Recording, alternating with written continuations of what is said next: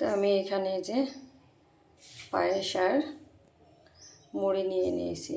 কে কে এভাবে খেতে পছন্দ করেন? পায়েস দিয়ে মুড়ি তো ভালো লাগে। পায়েস বলেন, ক্ষীর বলেন, যেটাই, এটা দিয়ে মুড়ি খেতে কিন্তু খুব ভালো লাগে। আসসালামু আলাইকুম, কেমন আছেন আপনারা? আশা করি ভালো আছেন। আমরাও আলহামদুলিল্লাহ সুস্থ আছি, ভালো আছি। তো আমাদের এখানে আজকে কারেন্ট চলে গিয়েছে সকালে। তো আমি এখন এই যে মুড়িটা খাবো, খেয়ে তারপরে আবার রান্নায় চলে আসবো। এইভাবে পায়েস দিয়ে মুড়ি খেতে কিন্তু ভালো লাগে।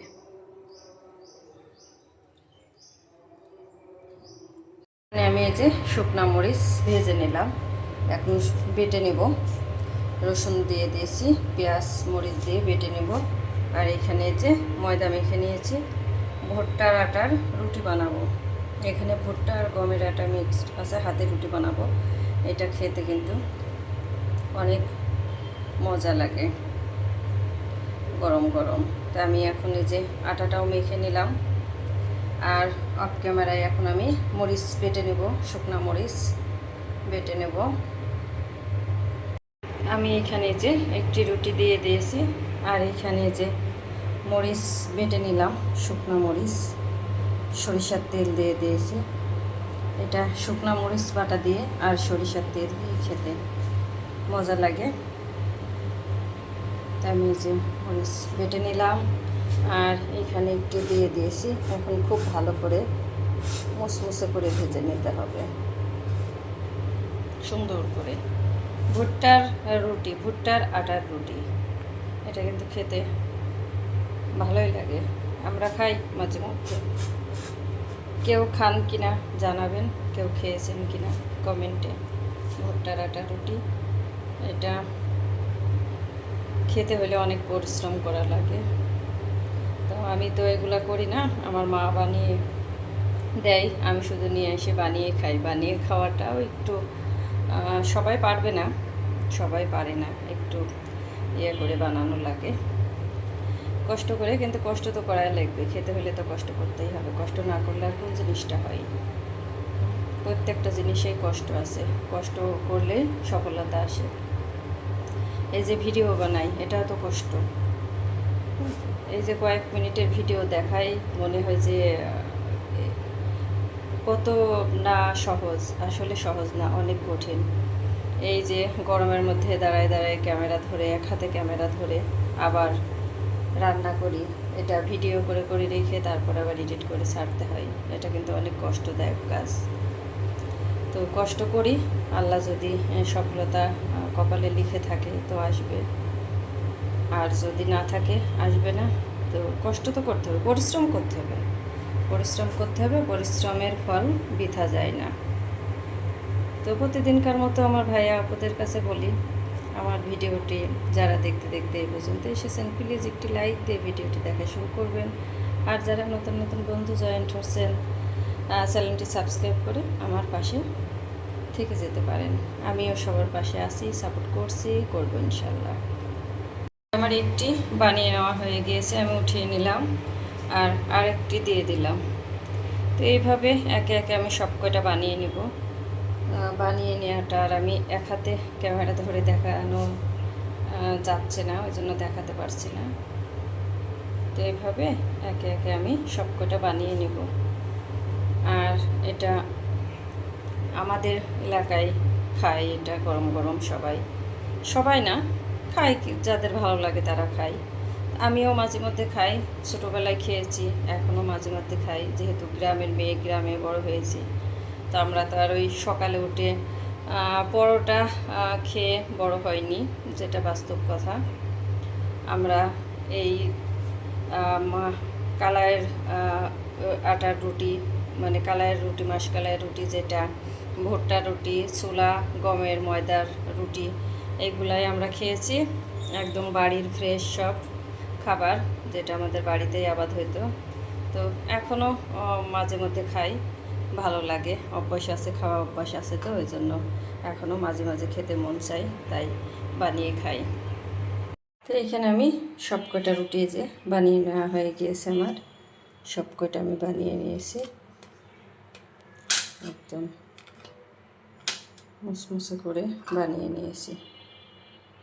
আমি চলে আসলাম রান্নায়, দুপুরে রান্নায়। এখানে আমি এই যে তেল দিয়ে দিয়েছি, সরিষার তেল, আর তেলে পেঁয়াজ, দারুচিনি, এলাচ দিয়ে দিয়েছি। আমি এখানে এই যে গোশ কেটে রেডি করে নিয়েছি, সব কিছু রেডি করে নিয়েছি। আমি বিরিয়ানি রান্না করব, একদম সহজভাবেই সিম্পলভাবে বিরিয়ানিটা রান্না করে নেব। আমি পেঁয়াজ বেরেস্তাটা করে নিয়ে তারপরে এখান থেকে একটু বেরেস্তা উঠায় রেখে দেবো, পেঁয়াজ বেরেস্তা আমি। আর এই বেরেস্তার মধ্যেই আমি গোশ দিয়ে দেব।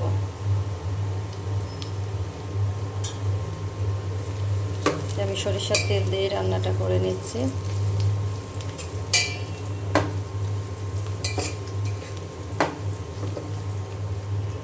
বিরিয়ানি মশলা দেওয়া থাকে সব কিছু, তারপরেও আমি অল্প অল্প করে সব মশলা দিব।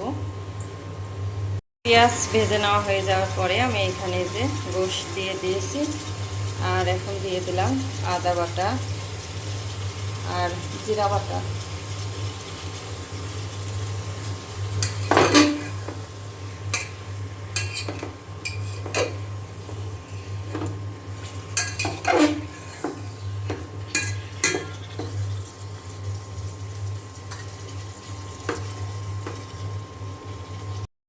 তো এখানে আমি স্বাদ মতো লবণ দিয়ে দিয়েছি, মরিচের গুঁড়া দিয়ে দিয়েছি, আর অল্প পরিমাণ ধনিয়া গুঁড়া।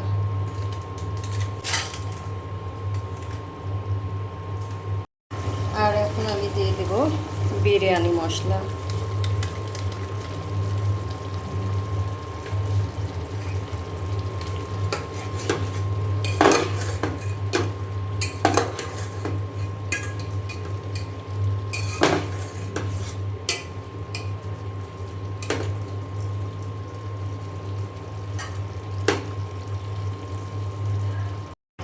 এইখানে আমি অফ ক্যামেরায় টক দই দিয়ে দিয়েছি, অল্প পরিমাণে একটু চিনি আর একটু টমেটো সস দিয়ে দিয়েছি। এটা আমার দেখাতে মনে নাই, আমি অফ ক্যামেরায় দিয়ে দিয়েছি। আর এখন দিয়ে দিব আমি আস্ত কাঁচামরিচ।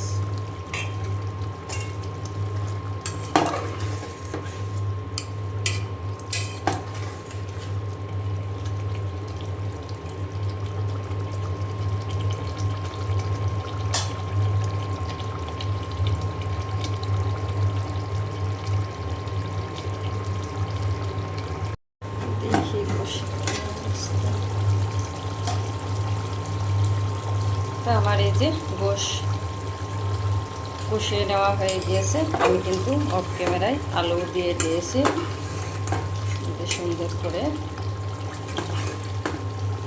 কষিয়ে নেওয়া হয়ে গিয়েছে, তেল ছেড়ে দিয়েছে।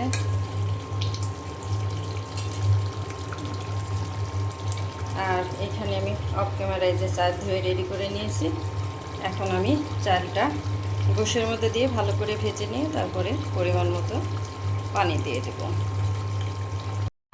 তা আমি চাল ভালো করে ভেজে নিয়ে তারপরে যে পরিমাণ মতো পানি দিয়ে দিয়েছি, আর লবণটাও চেক করে নিলাম ঠিক আছে কিনা।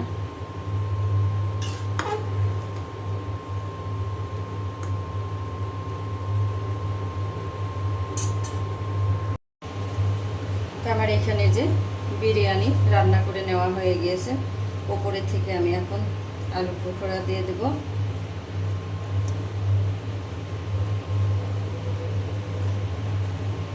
আর দিয়ে দিলাম কিশমিশ।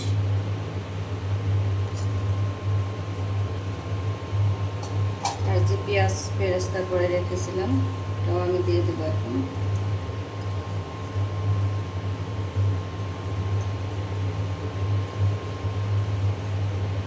আমি এখন এভাবে দিয়ে ঢাকনা দিয়ে ঢেকে আমি দমে রেখে দেব। তো এইখানে আমার এই যে বিরিয়ানি রান্না করে নেওয়া হয়ে গিয়েছে, আমি নামিয়ে নিয়েছি। এখন আমরা দুপুরকির খাবারটা খেয়ে নেব। সুন্দর মতো যে ঝরঝরা হয়েছে, দুপুরকির খাবারটা এখন খেয়ে নেব আমরা অফ ক্যামেরায়। আর এই পাশে যে শসা, লেবু, পেঁয়াজ, কাঁচামরিচ নিয়ে নিয়েছি। বিরিয়ানির সাথে কিন্তু আমার কাঁচামরিচ আর পেঁয়াজ খেতে খুব ভালো লাগে। তো অফ ক্যামেরায় খাবারটা খেয়ে নেব। আর মেঘ হয়েছে, বৃষ্টি হবে, প্রতিদিন বৃষ্টি হচ্ছে আমাদের এখানে, প্রতিদিন বৃষ্টি। কোথায় কোথায় বৃষ্টি হচ্ছে জানাবেন। আমার তো মনে হয় সারা বাংলাদেশে বৃষ্টি হচ্ছে প্রত্যেক দিন। অনেক মেঘ হয়েছে, বৃষ্টি আসবে। আর কারেন্টে খুব ডিস্টার্ব দিছে আজকে সারা দিন, আসা যাওয়ার মধ্যেই আছে। তো আমরা অফ ক্যামেরায় এখন খাবারটা খেয়ে নেব।